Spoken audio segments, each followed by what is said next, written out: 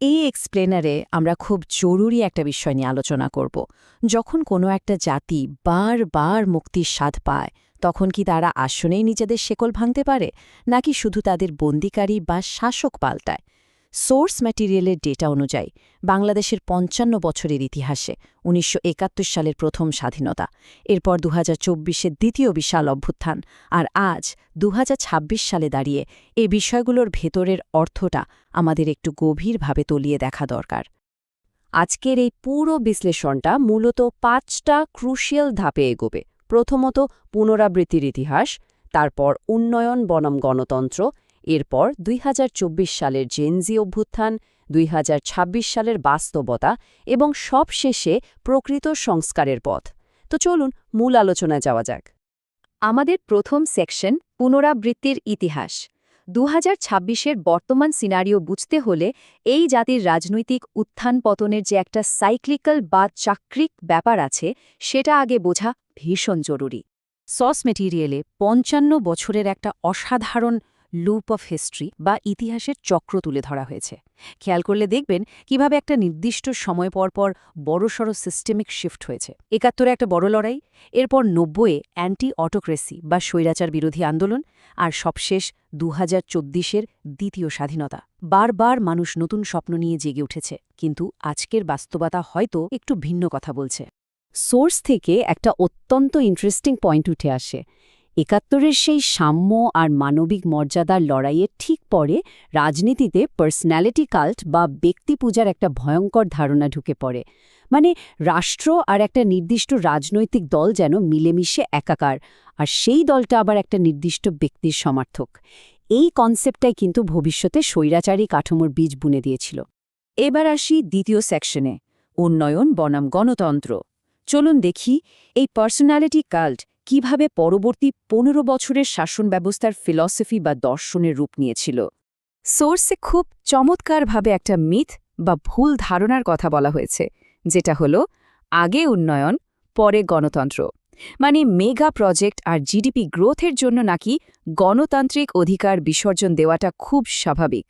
কিন্তু এই বিশ্লেষণটা পরিষ্কার দেখাচ্ছে যে জবাবদিহিতার চরম অভাব আর তহবিল লুটের মানসিকতা কিভাবে একটা দেশের অর্থনীতিকে একেবারে খাদের কিনারায় ঠেলে দেয়। বিশ্লেষণটিতে একটা পয়েন্ট একদম হাইলাইট করা হয়েছে। যখন প্রশ্ন করার অধিকার থাকে না, তখন এসব মেগা অবকাঠামোগুলো আসলে শাসকদের কাছের কিছু সিন্ডিকেটকে ধনী করার মেশিনে পরিণত হয়। একদিকে এলিটদের জন্য হাজার কোটি টাকার মেগা প্রজেক্ট, আর অন্যদিকে সাধারণ মানুষের পকেট একেবারে ফাঁকা। জনগণের ট্যাক্সের টাকা খরচ হচ্ছে ঠিকই, কিন্তু এর পুরো সুবিধা লুটছে খুবই নির্দিষ্ট একটা গোষ্ঠী। আর এই যে ইকোনমিক সিন্ডিকেটগুলো, যারা পিঁয়াজ বা চিনির মতো একদম বেসিক জিনিসের বাজার কন্ট্রোল করছিল, তারা আবার একটা দুর্বল পররাষ্ট্রনীতির সাথেও ভীষণভাবে জড়িত ছিল। সোর্স ম্যাটেরিয়ালে ভারতের সাথে এই সম্পর্কটাকে একটা মাস্টার সার্ভেন্ট বা প্রভুভৃত্য টাইপের ডিপ্লোম্যাটিক ডাইনামিক বলা হয়েছে। সীমান্ত হত্যা হোক বা নদীর পানির হিস্সা, ভারতীয় আধিপত্যকে খুশি রাখতে গিয়ে কিভাবে নিজেদের জাতীয় সার্বভৌমত্বকে দুর্বল করা হয়েছে সেটাই এখানে স্পষ্টভাবে দেখানো হয়েছে। ৩ নম্বর সেকশন, ২০২৪ সালের জেনজে অভ্যুত্থান।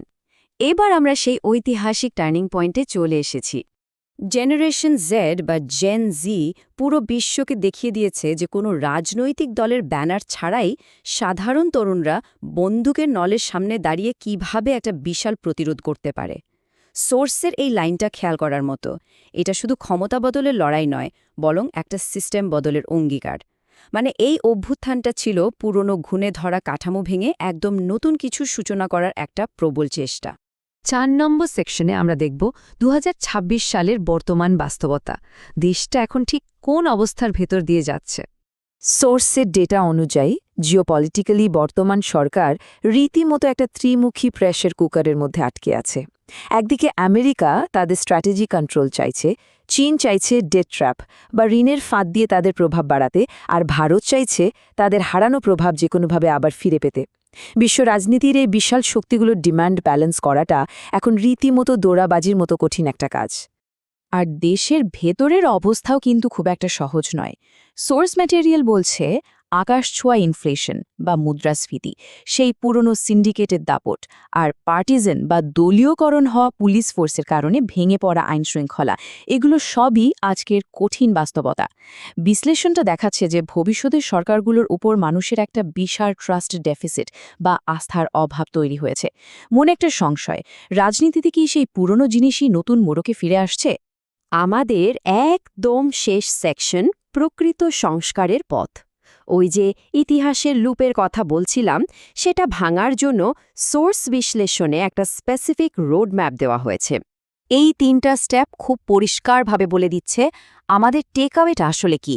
প্রথমত, পার্সোনালিটি কাল্ট বা ব্যক্তি পূজা বন্ধ করতে হবে। রাষ্ট্র কোনো পরিবারের পৈতৃক সম্পত্তি নয়। দ্বিতীয়ত, প্রাতিষ্ঠানিক রিফর্ম মানে ইলেকশন কমিশন আর বিচার বিভাগকে শতভাগ স্বাধীন করতে হবে। আর তৃতীয়ত, ডেমোক্রেটিক অ্যাকাউন্টেবিলিটি। এর মানে শুধু 5 বছর পর পর গিয়ে একটা ভোট দেওয়া নয়, বরং প্রতিদিনের জবাবদিহিতা নিশ্চিত করা। মূল কথা হলো যে কোনো সরকারের চেয়ে দেশের প্রতিষ্ঠানগুলোকে বেশি স্ট্রং আর দীর্ঘস্থায়ী হতে হবে। আমরা একদম শেষ পর্যায়ে চলে এসেছি। এই পুরো বিশ্লেষণটা আমাদের একটা গভীর চিন্তার জায়গায় দাঁড় করিয়ে দেয়। 2026 সাল কি তাহলে 71 বা 90-এর ভুলগুলোরই আরেকটা রিপিট টেলিকাস্ট হতে যাচ্ছে? নাকি সত্যি সত্যি এমন একটা দেশ গড়ে উঠবে যেখানে ভিন্নমত প্রকাশ করা মানে দেশদ্রোহ নয়, আর যেখানে সিন্ডিকেটের জায়গা নেবে প্রকৃত মেধা? এই ইতিহাসের শেকল ভাঙার দায়িত্বটা শেষ পর্যন্ত সাধারণ মানুষের কাঁধেই বর্তায়। কারণ সোর্স মেটেরিয়াল আমাদের মনে করিয়ে দেয় দেশটা কোনো দলের নয়, বরং সবার। এই এক্সপ্লেনারটি এখানেই শেষ করছি।